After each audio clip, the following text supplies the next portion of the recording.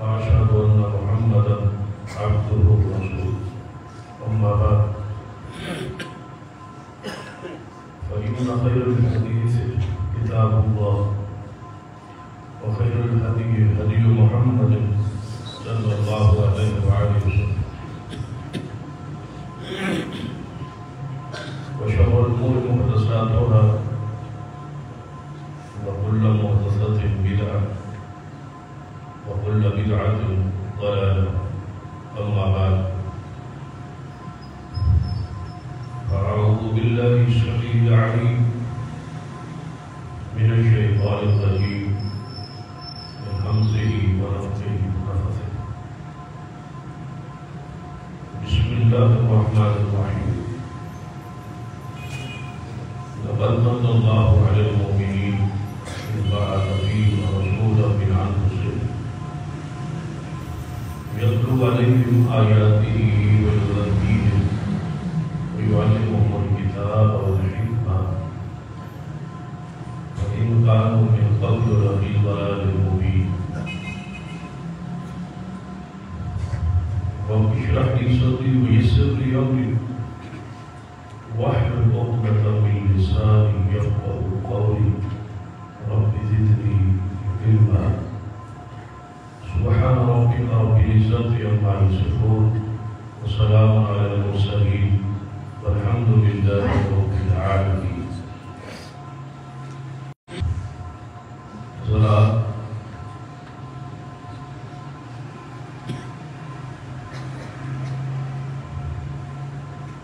ماہ ربیع الاول کی مناسبت سے گفتگو کا سلسلہ شروع ہے.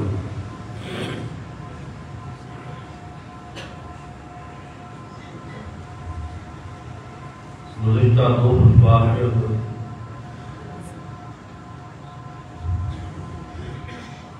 ہم نے اس مسئلے پر کتاب و سنت کی روشنی میں بیان کرنے کی کوشش کہ جو کچھ نبی علیہ السلام کی محبت کا عقیدت اس مہینے میں کیا جاتا ہے مشن کے نام پر، حقیقت میں ان ساری چیزوں کا کتاب و سنت کے ساتھ کوئی تعلق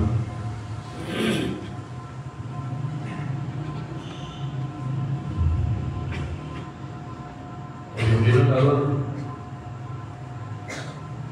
یہ جشن اس انداز کتاب و سنت میں ہوتا، اس کا ثبوت ہوتا، وہ سارے دلائل جو آج اس 15ویں صدی میں ہمیں سمجھ آئے یا ہمارے اس صدی کے علماء کو سمجھ آئے،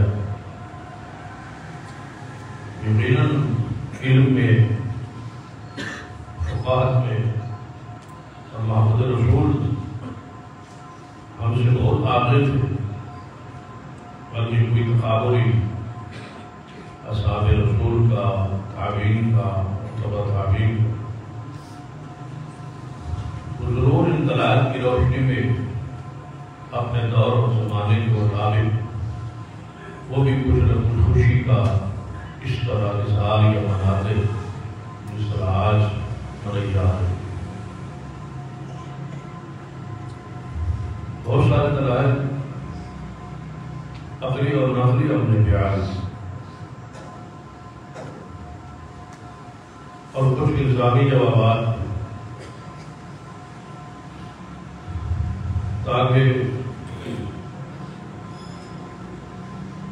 حجت جو ہے اہل اسلام اور اہل ایمان پر قائم ہو. ان سارے دلائل کا تذکرہ یعنی کسی مسئلے کو ثابت کرنے کی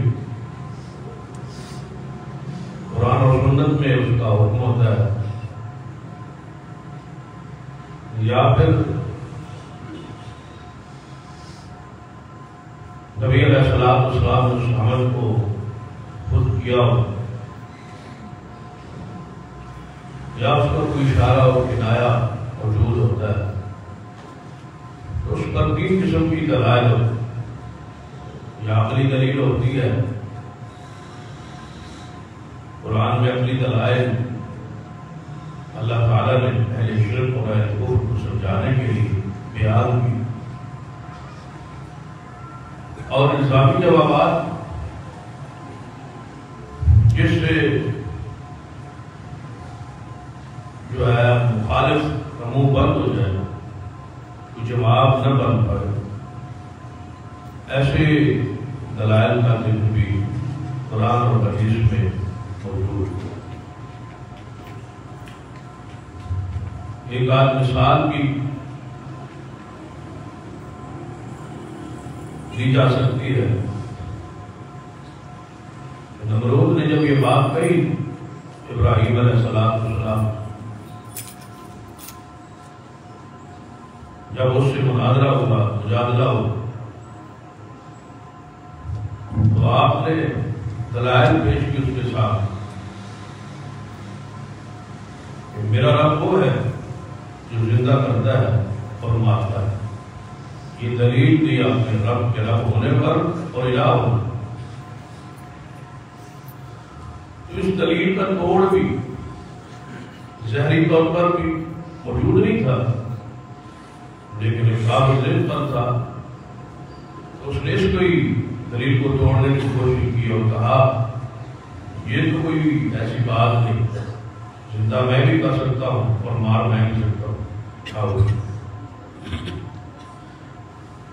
اور اس کی تفسیر میں مفسرین نے لکھا ہے، اس نے کہا کہ 2 بندوں کو بلایا جائے جیل میں بند، ایک کے لیے رہائی کا حکم موجود ہے اور دوسرے کے لیے پھانسی کا حکم موجود ہے۔ جس کو پھانسی کے لیے قید کیا گیا ہے اس کو آزاد کر دے، اور جس کو چھوڑنا تھا اس کو پھانسی چڑھا دے۔ موت اور زندگی تو میرے ہاتھ۔ تو سیدنا ابراہیم علیہ السلام اب اس دلیل کو بھی توڑا جا سکتا تھا کہ زندہ اور مارنے سے مراد یہ نہیں ہے جو آپ کہہ رہے ہیں، تو آپ نے اس دلیل کے اس کے بعد جواب میں جو بات کہی ہے وہ اس سے سخت تر الزامی بات تھی، جس کے اس کا منہ بند فرما کر یہی معاملہ ہے جو تو نے کہا ہے، تو پھر میرا رب وہ ہے جو سورج کو مشرق سے لاتا ہے اور مغرب کی طرف لے جاتا ہے۔ اگر تو بھی اسی پر قادر ہے جس طرح آنا ہوگی وہ امید کو کہہ رہا، تو ایک دن تو اس کو مغرب سے چڑھا کے دکھا دو۔ تو اس سے فَبُهِتَ الَّذِي كَفَرَ، اس کا منہ بند ہو۔ اس دلیل کو ہم نہیں توڑ سکتے، کسی انداز میں بھی نہیں توڑ سکتے۔ تو مخالف کا منہ بند کرنے کے لیے کچھ الزامی جوابات بھی ہوتے ہیں جس کا قرآن اور حدیث میں موجود ہے۔ دوسری مثال ہے سورہ یاسین میں وضاحت ہے کہ شخص نے قبرستان سے کہیں مردار کی مرنے والی شخص کی ہڈی کوئی موجود تھی، گلی سڑی پرانی ہے، تو اس کو اٹھا لیا اور نبی علیہ السلام کے پاس آیا اور کہنے لگا محمد صلی اللہ علیہ وسلم آپ کہتے ہیں مرنے کے بعد اٹھنا ہے اور قیامت آنی ہے، حساب و کتاب ہونا ہے، تو یہ مردے کی ہڈی ہے اور اس کو ملا رگڑا شہبل خواب کی صورت، تو بھلا اس کو جو ایک ہڈی ہے اور دل سڑ گئی ہے اور شہبل گئی ہے، اس کو کون زندہ کرے؟ تو یہ ایک بہت بڑا عقلی اس کا اعتراض تھا اور سوال۔ تو جواب رب کی طرف سے آیا کہ محبوب اس کو فرما دیجئے کہ جب یہ ہڈی بھی نہیں تھی اس کو بنایا کس نے تھا؟ جب وہ بغیر ہڈی کے بغیر وجود کے آج اس کی موجود ہے، ہڈی اس کی موجود ہے، قبر میں کچھ نہ کچھ اس کے ذرات اثرات موجود ہے، جب کچھ بھی نہیں تھا تو بنانے پر قادر ہے، تو اس ہڈی کو دوبارہ اس پہ ماس چڑھانے پر بھی وہ قادر، کوئی مشکل تو اللہ جواب ہو۔ تو ایسی اسلامی جوابات کا تصور کتاب و سنت میں موجود ہے، تو ہم نے اس مشن کے حوالے سے نقلی دلائل بھی دیے کہ کتاب و سنت سے ایسا مسئلہ ثابت نہیں ہے، اور سنت ترکیہ یہی ہے کہ حضور نے یہ کام نہیں کیا اور صحابہ کرام نے یہ کام محمود انجام نہیں۔ اس کے بعد عقلی کچھ دلائل کی عرض کی اور الزامی جوابات بھی کی کہ نبی علیہ السلام 12 ربیع الاول کو آپ کی وفات، تو وفات کا دن غم کا دن، درد اور دکھ کا دن۔ جواب اس کا ہو سکتا ہے کہ آپ توطیہ بھی گیا ہے کہ اگر حضور کی وفات کا دن 12 ربیع الاول ہے تو آخر تمہارے نزدیک کوئی ولادت کا دن بھی تو ہو۔ لازم بات ہے ہمارے مورخین نبی رحمت صلی اللہ علیہ وسلم کی ولادت کا دن جو بیان کیا ہے زیادہ تر روایات وہ 9 ربیع الاول، تو کہا یہ جاتا ہے کہ اگر 9 ربیع الاول کو آپ کی ولادت کا دن آپ کے نزدیک مسلم ہے تو پھر آپ 12 کو نہ کریں وفات کی وجہ سے، تو یہ سارا کچھ 9 ہوگا، 9 کو آپ کا ہو جائے گا، 12 کو ہمارا ہو جائے۔ ہماری ولادت، ہمارے نزدیک ولادت کا دن وہ ہے اور آپ کے نزدیک 9 ہے، تو 9 کو کر۔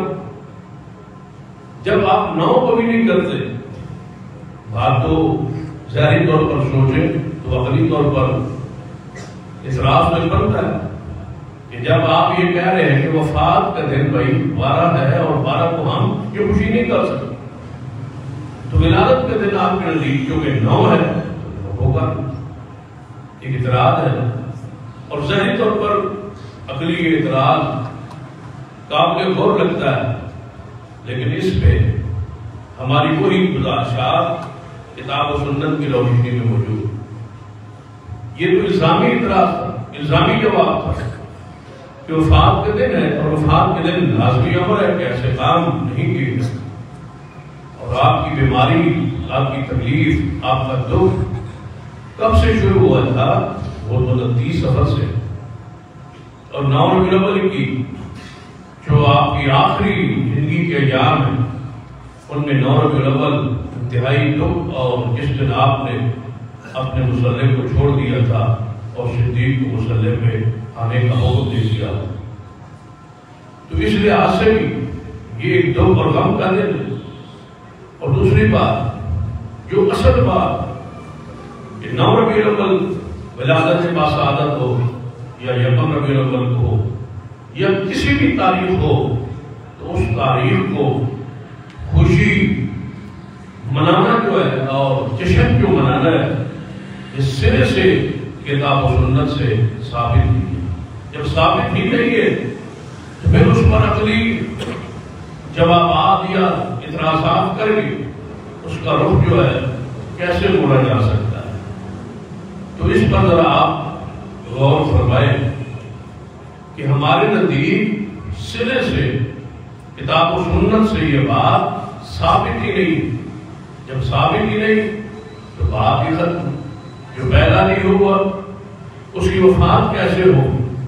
یعنی جو سرے سے عمل ہے ہی نہیں، وجود ہی نہیں ہے، جو اس پر دلائل بیان کی جائے۔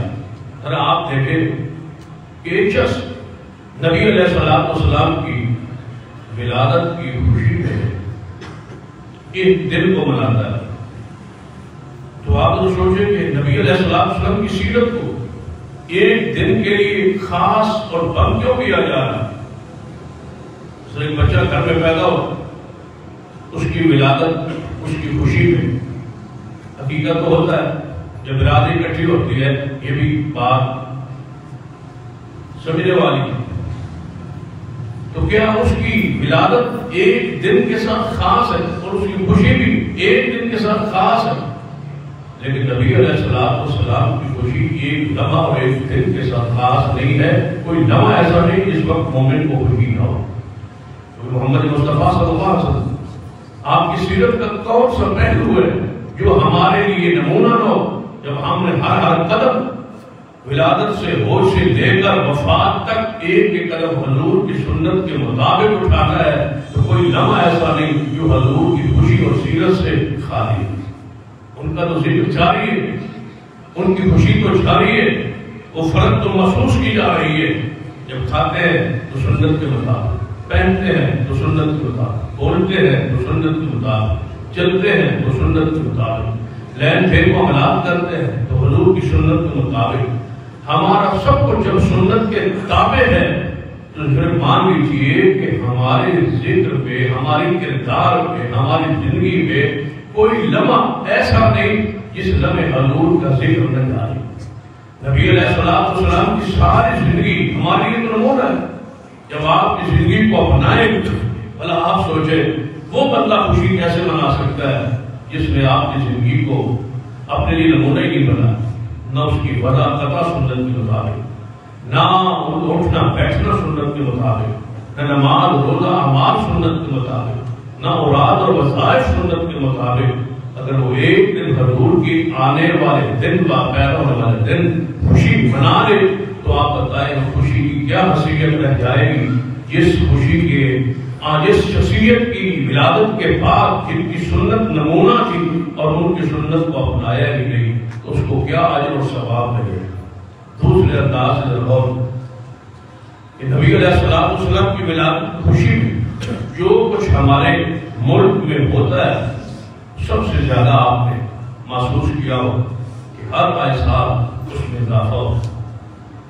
نبی علیہ السلام کی ولادت کی خوشی میں گانا بھی ہوتا ہے اور گانے کے سپرائم اور انداز میں نعت بھی ہوتی ہے جس میں طبلہ ہوتا ہے، ڈھول ہوتا ہے اور بناؤ شنگار ہوتا ہے، اور مذہبی طبقہ ممبر پہ آنے والے علماء طبقہ اس خوشی میں باضابطہ شریک ہوتا ہے۔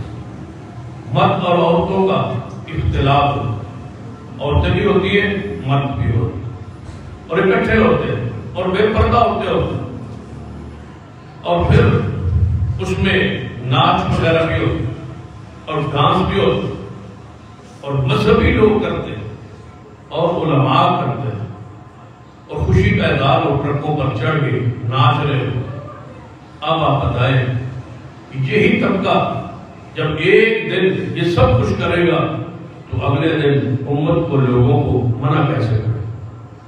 یہ کیسے کہہ سکتے ہیں کہ مرد عورتوں کا اختلاف نہیں ہونا چاہیے؟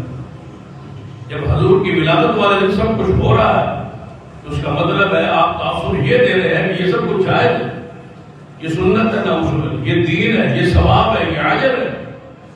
جب یہ اجر ہے، ثواب ہے تو اگلے دن یہی کام شادی میں، خوشی میں یہ حرام کیوں ہے، منع کیوں؟ وہاں مذہبی طبقہ کیوں کہتا ہے کہ یہاں ڈھول نہیں ہو، طبلہ نہ ہو، رنگی نہ ہو، مرد اور کوئی اختلاف نہ ہو؟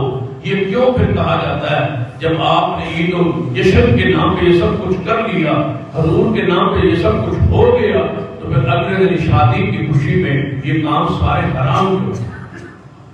تو پھر مطلقاً یہ آواز دے دیا جائے کہ مرد عورت اکٹھے رہ سکتے ہیں، پھر سکتے ہیں، چل سکتے ہیں، بیٹھ سکتے ہیں، کوئی منع نہیں، پردہ کچھ نہیں ہے، طبلہ سرنگی سنت ہے، ثواب ہے، نعوذ باللہ یہ جاری۔ یا تو مطلقاً فتویٰ دے دیا جائے اس طرح، اور توقع ایسی ہو نہیں سکتی کیونکہ گزشتہ سال، یہ 2 سال قبل غالب میں نے یہ بات کہی تھی ایک جلسے میں فیصلہ آباد میں کہ اگر یہ عید ہے تو پھر عید کی جو نماز ہوتی ہے آپ پھر نماز تو نہیں پڑھتے۔ تو نیچے ایک بزرگ بیٹھے تھے، انہوں نے کہا مشورہ کیوں دے رہے ہیں آپ؟ یعنی آپ ان کو مشورہ دے رہے ہیں کہ شروع ہی نہ کر، بس ضابطہ اس محلے میں جس میں تقریر ہوئی آئندہ سال 2 رکعت نماز پڑھی۔ انہوں نے کہا ہم صلاۃ الشکر پڑھ رہے ہیں کہ حضور آئے ہیں، شکر کرنا چاہیے، لہذا 2 رکعت نماز عید جشن عید میلاد النبی، اور پھر نیت بھی ساری بنا لی کہ 2 رکعت نماز صلاۃ الشکر حضور کی ولادت کی خوشی یہ ہو رہی۔ تو جو اگر مشورہ دے دیا جائے تو ہو سکتا ہے اس مشورے کو مان کے وہ فتوی جاری کر۔ اسے پچھلے سال وہیں پر جب یہ عید کی نماز ہو گئی تو میں پھر اگلے سال گیا تو میں نے کہا بھائی ٹھیک ہے نماز تو آپ نے پڑھ لی ہے لیکن یہ بتائیں یہ عید فطر ہے یا اضحیٰ ہے تو قربانی ہونا چاہیے. اگر فطر ہے عید الفطر کے طور پر پڑھی ہے تو پھر اس کے بھی وضاحت کر دی ہے. تو اس سال انہوں نے بکرا بھی ذبح کر انہوں نے کہا عید الاضحیٰ بنا دیں یعنی قربانی بھی ہو جب پیدا ہوئے اس کا صدقہ و خیرات بھی ہونا چاہیے عقیقہ بھی ہونا چاہیے. انہوں نے کہا یہ بھی مشورہ آپ کا مفید ہے ہم اس پر جانور ذبح کرتے ہیں. یعنی مشورے دیتے جائیں اور بدعات میں نافع کرواتے جائیں لسی میں پانی ڈالتے جائیں اور اتنی مرضی بڑھاتے جائیں. بدعت خاصے کی ہو جس میں جتنا پانی ڈالیں اتنی یہ بڑھتی جاتی ہے اور لوگ اتنے خوش ہوتے ہیں لوگوں کو اتنی ٹھنڈک ہوتی ہے جتنا اس میں پانی مل جائے. بدعت لسی کی مانے تو یہ ضلالت برائی ایسی ہے جتنا اس میں پانی ڈالتے جائیں وہ بڑھتا ہے. جھول کے بارے میں ایک فتویٰ موجود ہے شاید آپ نے وہ میڈیا پر غیر ذمہ دار آدمی نہیں ذمہ دار آدمی پیر شہاب کی جو گدی نشین تھے پچھلے سال فوت ہوئی پیر حمید الدین صاحب انہوں نے باقاعدہ باضابطہ خود تقریر کی اور تقریر میں پتا کیا فرمایا وہ حیران کنن کہتے ہیں کہ نبی علیہ السلام ہمارے پیر صاحب کو جو ان سے اصل تھے پیر قمر الدین صاحب انہوں نے خواب میں حضور کو دیکھا کہ قیامت کا دن ہے اور حضور اپنی امت کو بخشوا کے جا رہے ہیں اور آگے کے ڈھول بجتے جا رہے ہیں اور حضور ساتھ ساتھ ہیں اور خوش ہوتے جا رہے ہیں کیونکہ حضور کی ساری امت کو حضور نے بخشوا لی ہے. اور پیر صاحب نے دیکھا کہ وہ ڈھول بجا رہے ہیں حضور ڈھول سنتے جا رہے ہیں خوش ہوتے جا رہے ہیں. تو جب حضور کا خواب میں ڈھول سننا ثابت ہو جائے گا نعوذ باللہ جب سرور کائنات محمد رسول اللہ صلی اللہ علیہ وسلم سرنگی کی وہ طبلے کی ڈھول کی حدیث ہے کہ آپ نے فرمایا میں ڈھول کو توڑنے کے لیے اللہ نے محمد مصطفیٰ کو بھیجا ہے تاکہ میں موسیقی کا نام توڑ ڈالوں کوبا کو توڑ ڈالوں. کوبا عربی میں حدیث میں ڈھول کو کہا جاتا ہے. نبی علیہ السلام اس کو توڑنے کے لیے ختم کرنے کے لیے آئے. مقصد آمد یہ ہے اور مقصد ولادت رسول بھی یہی ہے لیکن ولادت کے نام پہ اس چیز کو رواج دیا جا رہا ہے اسلام اور دین اور ثواب کے نام پر جس کو نبی علیہ السلام توڑنے کے لیے آئے آپ سے مٹانے کے لیے ختم کرنے کی آواز آئی. سیدنا عبداللہ بن عمر رضی اللہ تعالیٰ حدیث کے راوی فرماتے ہیں ڈھول کی سرنگی کی طبلے کی آواز آئی بانسری کی آواز آئی تو نبی علیہ السلام نے اپنی انگلی مبارک کو کانوں میں ڈال دیا اور مجھے کہا جب تک یہ آواز آتی رہے گی میں محمد آپ کی انگلی اپنے کانوں سے نہیں نکال صلی اللہ علیہ وسلم. نبی علیہ السلام نے چیزوں کو توڑنے ختم کرنے مٹانے کے لیے آئے جو حضور کے ہی نام پر دوبارہ شروع کر. تو آپ بتائیں اس کا کتنا نقصان ہوگا کہ نوجوانوں کو جب یہ بات پکڑے گے گربان میں بھاگے جب تم نبی کے نام پہ یہ سب کچھ کر سکتے ہو سیرت رسول کے نام پہ کر سکتے ہو جشن کے نام پہ کر سکتے ہو حضور کی خوشی کی آمد کے موقع پہ کر سکتے ہو تو ہم اپنے گھروں میں ولادت یا سالگرہ یا بچوں کی شادی کے موقع پر یہ کیوں نہیں کر سکتے جو تم حضور کے نام پہ کرتے ہو. تو وقت آئے گا کہ ڈھول اور طبلے اور سرنگی دین کا حصہ بن جائے. پہلے قوالی کے نام پہ طبلے سرنگی پر وہ حضور کی نام ہوتی ہے اس کو قبول کیا جاتا ہے تو پھر یہ چیز ساری قبول ہو جائے گی.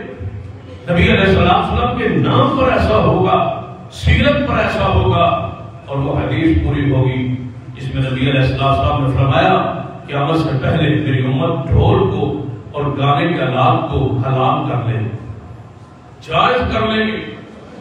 اب جائز لازم آتا ہے دین کے نام پہ ہی ہو سکتا ہے کسی اور کے نام پہ تو ہو ہی نہیں سکتا. حضور کے نام پہ ہی ہو سکتا ہے کہ حضور کا نام بیان ہو سیرت رسول اور حضور کی خوشی کا تذکرہ ہو اور اس آڑ میں ان ساری چیزوں کو حلال سمجھ لیا جائے جن کو حضور حرام کر کے دے. وَيُحَرِّمُ عَلَيْهِمُ الْخَبَائِثَ یہ کیسے ہو سکتا ہے؟ حضور نے فرمایا میری امت شراب پیے گی لیکن نام بدل دے نام بدلے جائیں گے. شراب کو حلال سمجھ لیا جائے نام بدل جائیں گے. ریشم میری امت پہنے گی جو رسول اللہ نے حرام کیا، گانے میری امت سنے گی جو حضور نے فرمایا، نام بدل جائیں گے، انداز بدل جائے گا۔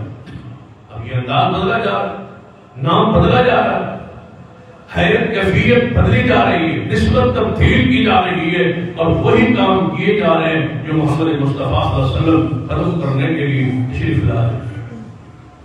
کہا گیا یہ کہتے ہیں کہ نبی علیہ السلام باقاعدہ بس پر تقریر ہوئی، یہ کہتے ہیں کہ آپ چراغاں جو کر حضور نے تو نہیں کیا، آپ چھڑیاں کو لگاتے ہیں، حضور نے تو نہیں لگائی۔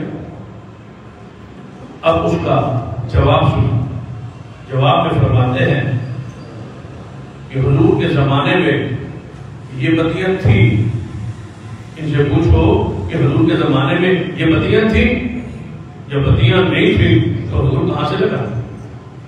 پھر اگلا جواب سن لیجیے، اس سے بھی کمال کر فرماتے ہیں حضور کے زمانے میں کاغذ کی کمی تھی اور جھڑیاں نہیں تھی، اس لیے حضور نے جھڑیاں نہیں لگائی۔ جب حضور کے زمانے میں جھڑیاں تھی نہیں تو حضور کیسے لگاتے؟ بتیاں نہیں تھی تو حضور کیسے لگاتے؟ حضور نے اس لیے نہیں لگائی کیونکہ ہمارے زمانے میں چھڑیاں آ گئی ہیں، بتیاں آ گئی ہیں، چائنا کی مہربانی ہو گئی ہے، تو اس لیے ہم یہ لگا رہے ہیں۔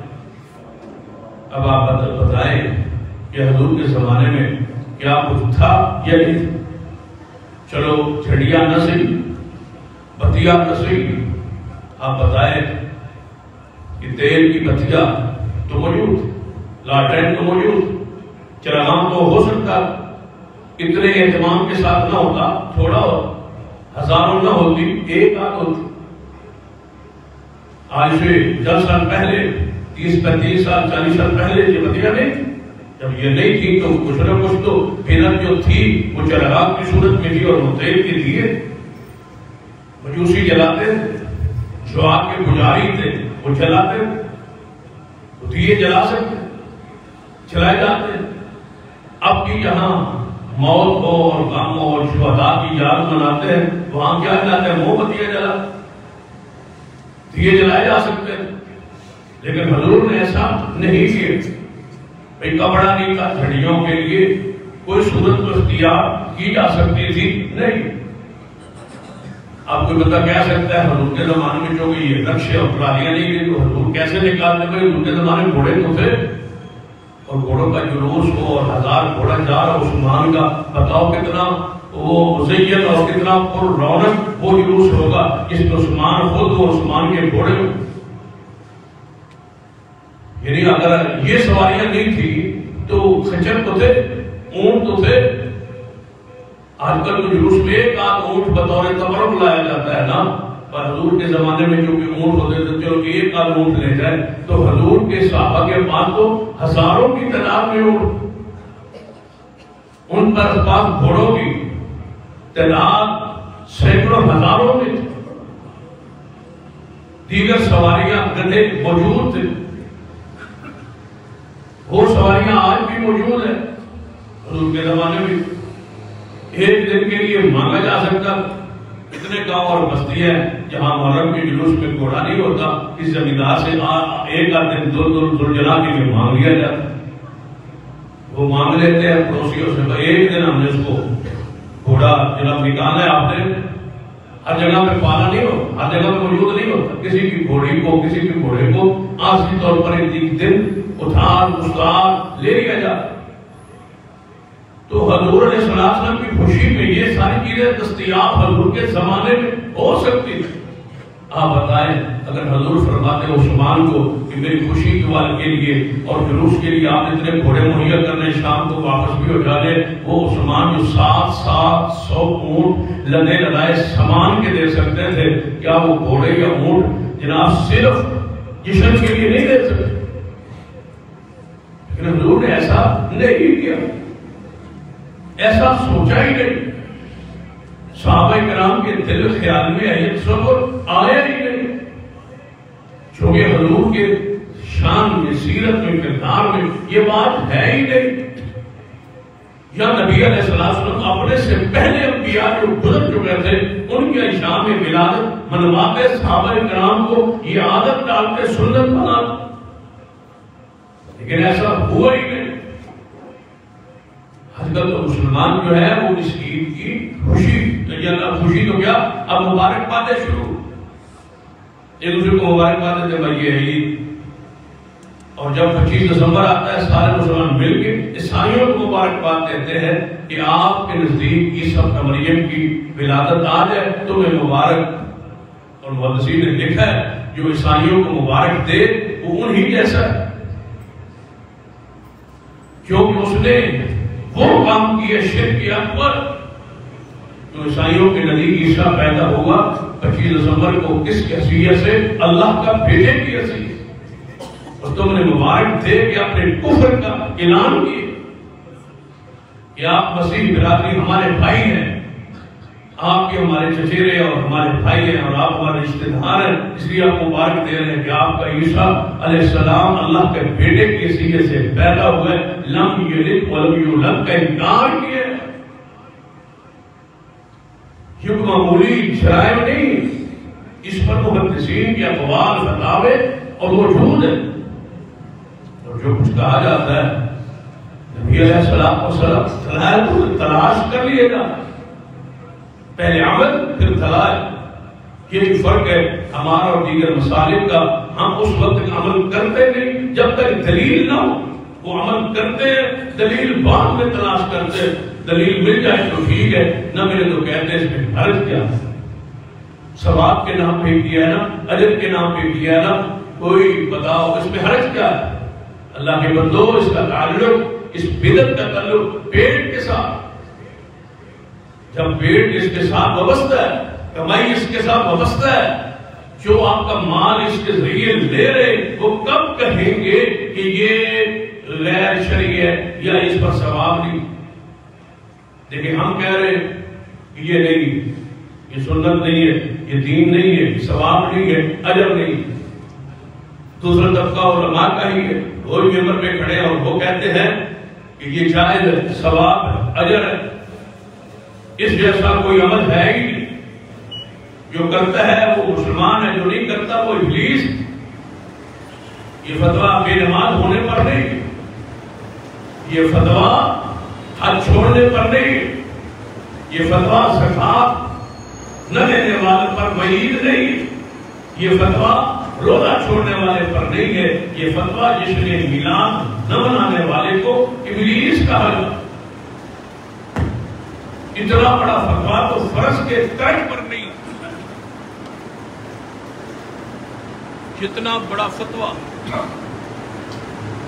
اس عمل پر موجود، لیکن جو عمل سنت نہیں ہے، دین نہیں ہے، شریعت نہیں ہے، دلیل نہیں ہے، اس پر اتنا بڑا فتویٰ کہ نہ کرنے والا ابلیس ہے۔ یعنی کہ ابلیس کون ہے؟ وہ کافر ہے۔ اس کا مطلب کیا ہوا کہ یہ سارے لوگ کافر ہیں جو یہ دن نہیں مناتے، جس نے نہیں منایا وہ کافر ہے۔ ہم پوچھتے ہیں یہ صدی کے لیے ہے یا پچھلی صدیوں کے لیے بھی ہے؟ اگر اجازت دو تو ہم پیچھے کی طرف چلے کہ جس نے نہیں منایا وہ ابلیس ہے، اگر پیچھے کی طرف چلتے لے جائیں اس فتوے کی روشنی میں ذرا پیچھے کی طرف، تو مجھے بتاؤ وہ کون سی ہستی ہے جو ہمارے اس فتوے سے محفوظ رہے گا؟ فتووں کا سستا ہے اور یہ آج کی بات نہیں، مولانا ظفر علی خان تھے گا،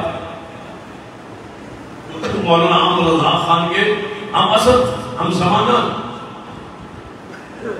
تو اس طرح مولانا احمد اللہ خان نے فتوے جاری کیے۔ مولانا ظفر علی خان کو کہا گیا کہ احمد اللہ خان نے آپ کے بارے میں یہ کہا ہے، یہ کہا ہے۔ مولانا ظفر علی خان کا مسلک اور تھا، منہج اور تھا، مولانا احمد اللہ خان کا اور، تو انہیں کہا گیا کہ آپ کے خلاف یہ فتویٰ ہے۔ تو مولانا ظفر علی خان نے فتوے کو پتہ جواب میں کیا کہا؟ بریلی کے فتووں کا سستا ہے بھاؤ، اور کوئی جواب نہیں دیا، بس یہی کہا تھا کہ بریلی کے فتووں کا سستا ہے بھاؤ، اب ملتے ہیں کوڑی کے تین تین، خدا نے یہ کہہ کر دی ہے ان کو ڈھیل، وَأُمْلِي لَهُمْ إِنَّ كَيْدِي مَتِينٌ۔ فرمایا تھا ان کو ڈھیل دی ہوئی ہے، تھوڑی کے 3 فتوے ملتے ہیں، اس کے فتوے کا سستا بھاؤ. پتہ ہے کہ اس فتوے کے اندر کون کون آئے؟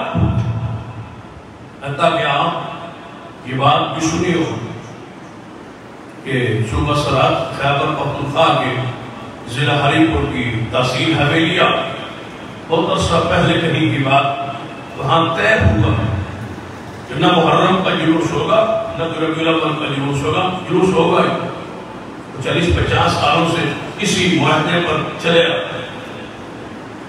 اس سال 2-4 دن پہلے وہاں پر جلوس نکالنے کی اور اس معاہدے کی جو ہے خلاف ورزی کرنے کی نئی صورت میں نئے انداز میں کوشش کی گئی.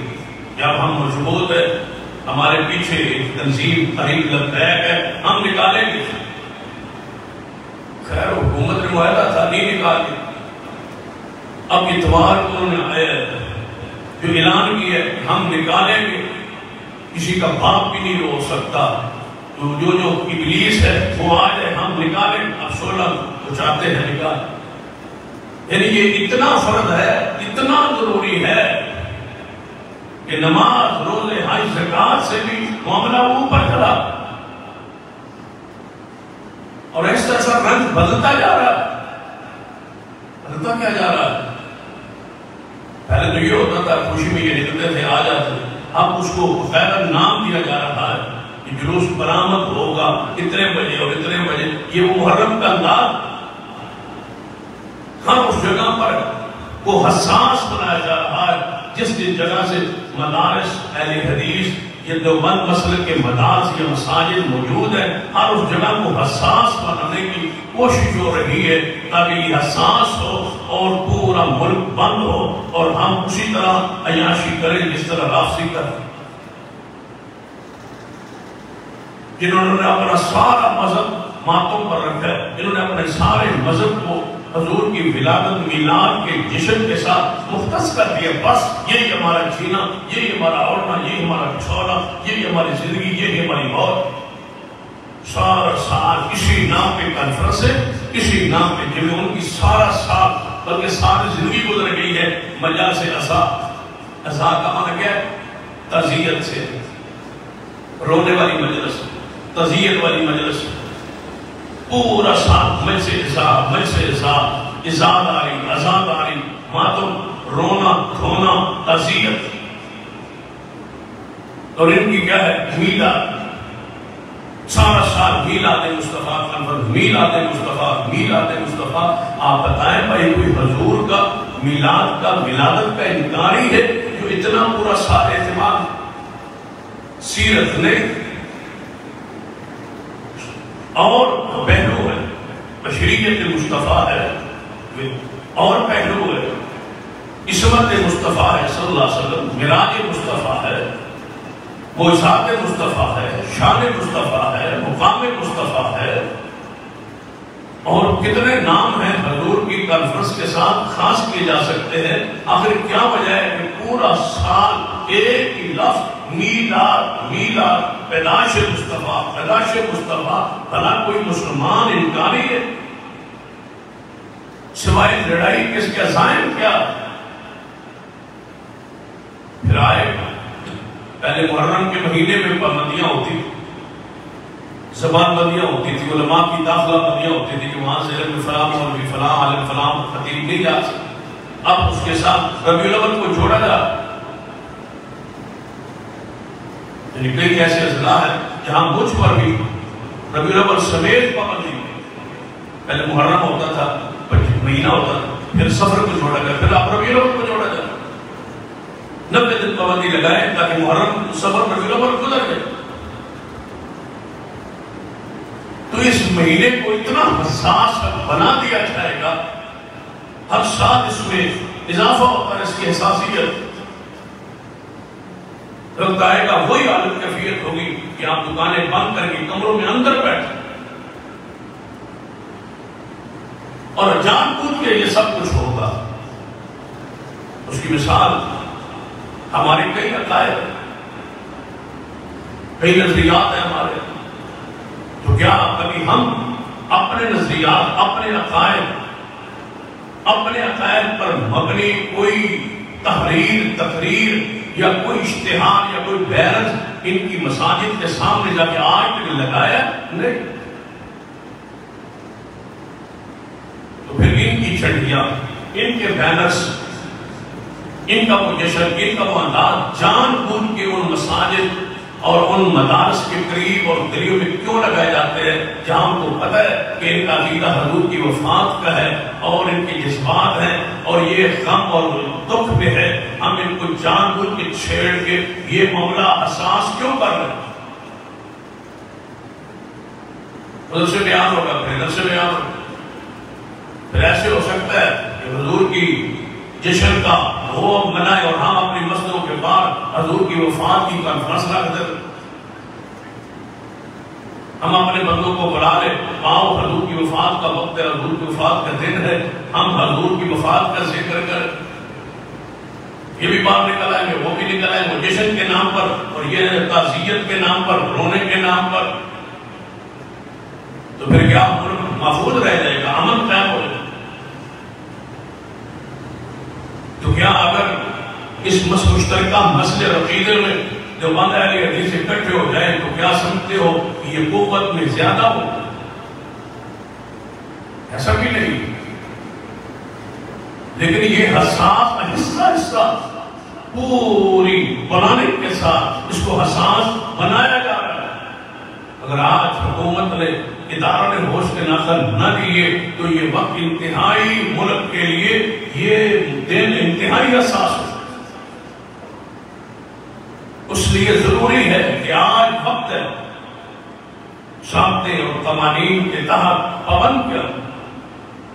ہم تو آج بھی کہتے ہیں ہر قسم کے مذہبی جلوسوں کو عبادت گاہوں کے اندر بند کر دیں. وہ معلوم کریں اندر، یہ جشن منائیں اندر، بس. کسی کی دیوار، کسی کے مسجد، کسی کے نظر سے کسی گلی میں آگے جان بوجھ کے وہاں سے گزرنا تاکہ اشتعال. ہمارا تو سب طلباء موجود ہے، علماء موجود ہے، لیکن اس کے باوجود ہم کچھ نہیں کرتے ملک کے لیے، امن کے لیے. ملک میں امن ہو، سکون ہو، لیکن آخر کب تک ہر صبر کی انتہا ہوگی. آخر کہیں کوئی غیر بندہ آگے کوئی ایسی سازش کر دے جس سے پورے شہر کو، پوری ملت کو، پورے ملک کو نقصان ہو. دیکھتے دیکھتے آخر مجبوری کون سی ہے بازار میں آنے کی؟ حضور کی خوشی یا عبادت گاہ کے اندر نہیں ہو سکتی. اس کا تعلق دل کی کیفیت کے ساتھ. بازار میں سوائے اشتعال کے، لڑائی کے، جھگڑے کے اور ارادہ نیت کیا؟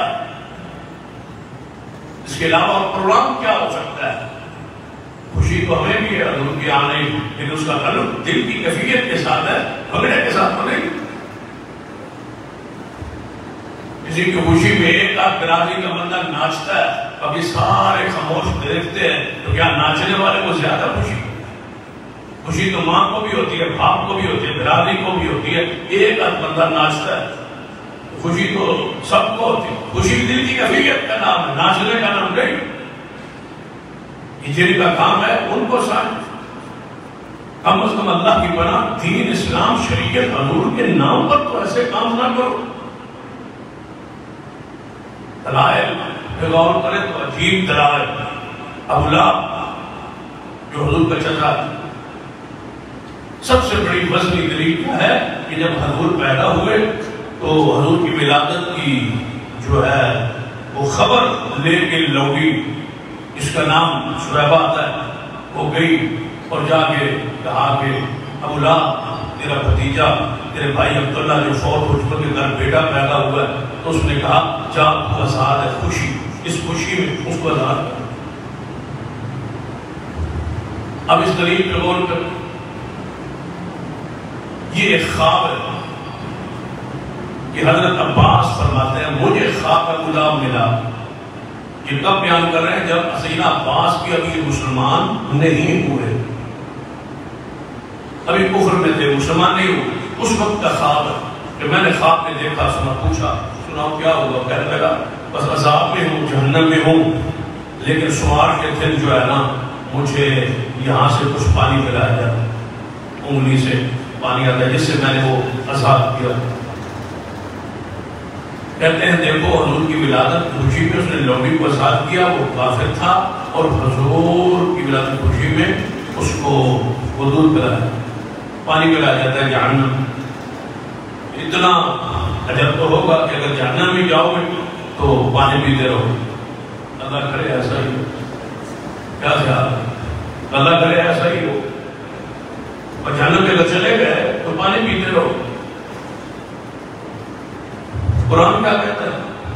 بھئی خواب ایک کافر کا، جس کو آیا وہ بھی مسلمان ابھی نہیں، اور جس کے بارے میں آیا وہ تو رجسٹرڈ کافر ہے۔ تبت یدا ابی لہب، تو کیا کافر کا خواب بھی دین میں حجت اور دلیل بنتا ہے؟ ایک ہستی ہے جن کا خواب حجت ہے، دین ہے، اور محمد مصطفیٰ صلی اللہ علیہ وسلم۔ باقی کسی کا خواب دین نہیں ہے، اور پھر خاص کر کافر کا خواب، اور کافر کے بارے میں خواب۔ لیکن میں آپ سے پوچھتا ہوں کہ اس نے لونڈی آزاد کیا غلام کب؟ جب حضور پیدا ہو، اسی وقت خبر آئی تو ایک فطری خبر ہے، خوشی ہے۔ آج بھی اگر کسی کی بچہ پیدا ہو، وہ کسی کو اطلاع کرنے چاہے تو وہ کوئی نہ کوئی چیز آگے سے، کوئی چادر، کوئی کپڑا، کوئی پیسہ، کوئی مبارک، کوئی مٹھائی، کوئی چیز دیتے ہیں۔ یہ خوشی کا اظہار ہے کہ یہ فلاں ہمارے برادری کے گھر بچہ پیدا ہوا ہے، یہ بندہ آیا خبر لے کے خوشی۔ ایسا ہوتا ہے، آج بھی ہوتا ہے۔ یہ غلام نے اگر مان لیا جائے کہ آزاد کی ہے، اگر کہ روایت ثابت نہیں ہے لیکن مان لیا جائے کہ کی ہے، بھائی چلو کی ہے، اب آگے حضور کی ولادت کی خوشی، بھتیجے کی خوشی میں اس نے لونڈی کو آزاد۔ مجھے بتاؤ اس کے بعد ابو لہب کتنے سال زندہ رہا؟ 40 سال۔ حضور نے نبوت کا 40 سال بعد اعلان کیا ہے۔ جب حضور وصیت رسول مبعوث ہوئے، ابو لہب اس وقت بھی زندہ تھا اور مخالفت کرتا رہا، حضور گستاخی کرتا رہا، توہین کرتا رہا۔ یہ 40 سال عرصہ جو ہے درمیان میں ولادت سے نبوت تک، اس 40 سال عرصے میں انہوں نے ہر سال لونڈی آزاد کی نہیں؟ ہر سال وہ جشن کرتا تھا نہیں؟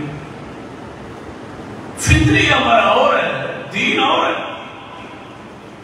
چچے کو خوشی ملی، یا تو آزاد، اس کو آزاد کر دیا، بھئی ہر سال وہ لونڈی آزاد کرتا رہا نہیں؟ حضور نے کبھی خود ذکر کیا کہ یہ میرا چچا ہے، اس کو اس وجہ سے حلقہ عذاب ہوگا نہیں؟ ابو طالب چچا کے بارے میں بیان کیا کہ یہ میرا چچا ابو طالب ہے، اس نے تحصیلیت رسول جب میں اعلان کیا، اس نے میرے ساتھ تعاون کیا، رسول کی حیثیت سے میری مدد کی، مانا نہیں، مدد کی، تعاون کیا۔ قیامت والے دن جس کو جہنم کا حلقہ عذاب ہوگا، پیر اس کے پاؤں میں جوتے آگ کے بنائے جائیں گے، دماغ کھول اٹھے۔ یہ حلقہ عذاب رسول کی حیثیت سے میری مدد کی ہے، میں رسول تھا، وہ مدد کرتا تھا، اگرچہ ایمان نہیں لایا، پہلے ایمان تھا پھر مدد تھی، لَتُؤْمِنُنَّ بِهِ وَلَتَنْصُرُنَّهُ، پہلے ایمان پھر مدد۔ اس نے ایمان نہیں، صرف مدد کی، اس کو صلہ یہ ملے گا کہ جہنم کا حلقہ عذاب ہوگا۔ ابو لہب کے بارے میں کوئی ایسی خبر ہوتی تو اللہ کی قسم خود رسول اللہ بیان انگلی سے پانی، تو قرآن کہہ کے رد نہیں کرتی ایسی خوابوں کا۔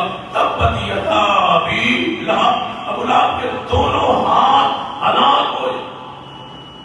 دونوں ہاتھ کتنی انگلیوں سے بنتے ہیں؟ 10 انگلیوں۔ یہ پورا یہ ہاتھ، اگر ایک انگلی اس میں شمار کو محفوظ ہوتی تو حدیث میں استثناء ہو کہ سارا ہاتھ تباہ ہو ایک انگلی کے سوا، سارا ہاتھ جہنم میں ہو سوائے ایک انگلی، ایسا نہیں ہو۔ ایسی مثالیں قرآن کے حدیث میں موجود ہے، استثناء ہوتا ہے۔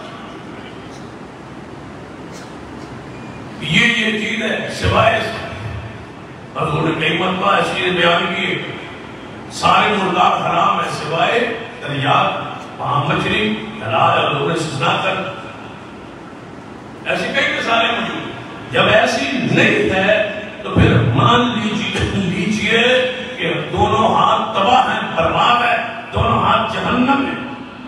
اس کی کمائی ما اغنی عنہ مالہ وما کسب، جو کچھ کیا اچھا برا جو کچھ کیا اس کی کمائی اس کے ہاتھ اس کو فائدہ نہیں دے۔ اب کہتا ہے فائدہ نہیں دے، دوسری انگلی بھی جو پڑھی ہم، لیکن اگر اس نے آزاد کیا ہے ایک مرتبہ، 8 سال تو نہیں کیا۔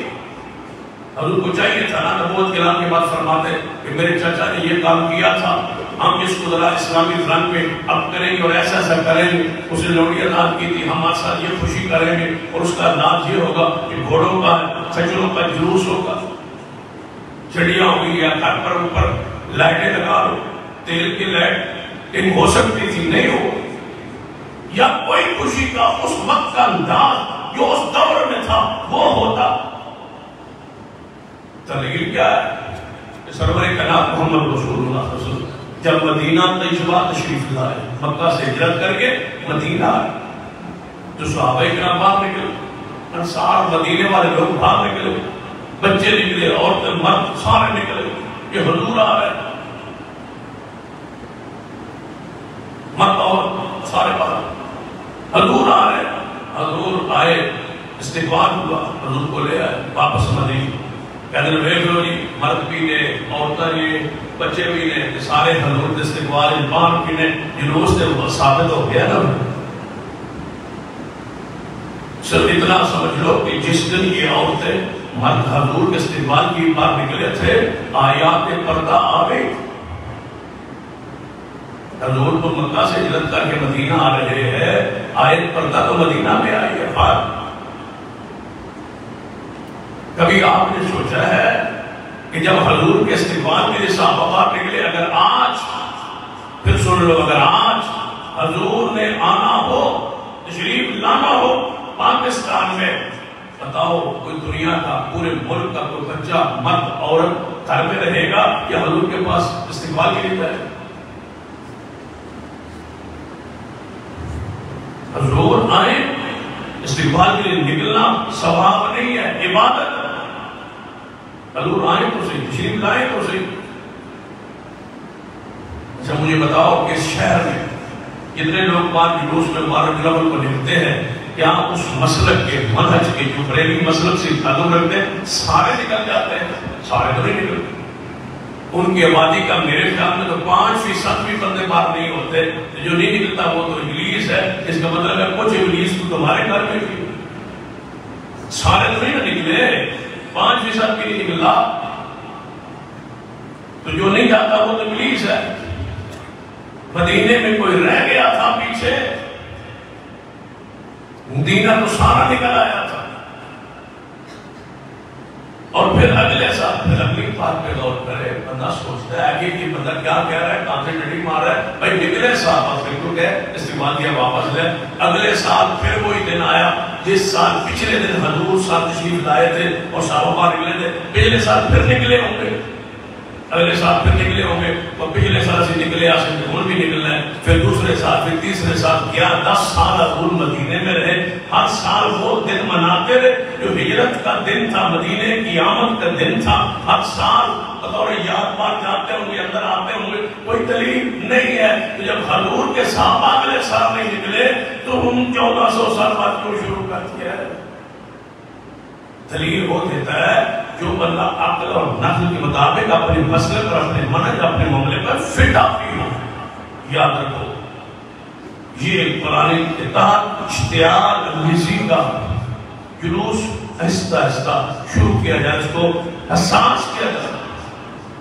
اور حکومت یہ کہتی ہے کہ ہم ساجد ہیں تو ساجد پھر ساجد، ایک فرقے کے عقائد کو قبول کر کے اس کے ساتھ مل جانا اور اس کے مطابق ایام کو منانے کی کھلی اجازت دینا، پھر جب حساس ہو جائے تو پھر چیخنا اور چلانا اور روکنا، اور فوج اور جناب بندے اور پولیس ساری مہیا کرنا، امن کے راستوں کو تو خود کھود رہے ہو، کانٹے بچھا رہے ہو، کل یہ تمہیں چننا پڑے۔ اس کے یہی طریقہ ہے ہر قسم مذہبی جلوس کو بند کر کہ اپنے اندر بس بار کیا دلیل ہے، کوئی قرآنی حکم ہے، کوئی حدیث کا حکم ہے، کوئی شریعت کا حکم ہے تو اس دل بات جانا ہے جی انہوں نے خوشی ہے تو خوشی ہے تو نچنا ضروری ہے خوشی والے کو، خوشی اندر نہیں ہو سکتی۔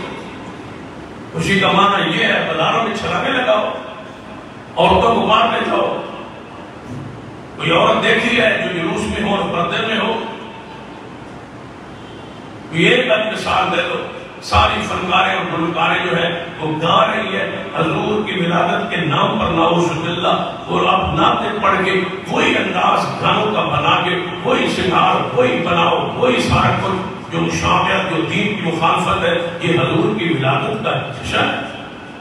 محرم میں وہ روتے ہیں اور ربیع الاول میں ان کے ساتھ سارے اللہ کی پناہ مانگی، ہم اللہ کے فضل و کرم سے یہ دعوت یہ پیغام کتاب و سنت کا آپ کے سامنے لے کے کھڑے ہیں۔ یہ ہے شریعت، یہ ہے سادگی، یہ ہے سنجیدگی، یہ ہے مدارت، یہ ہے اسلام اور دین۔ اللہ ہمیں اس پہ عمل کی توفیق بخشے۔ اقول قولی ھذا واستغفر اللہ لی ولکم ولسائر المسلمین وآخر دعوانا الحمد للہ۔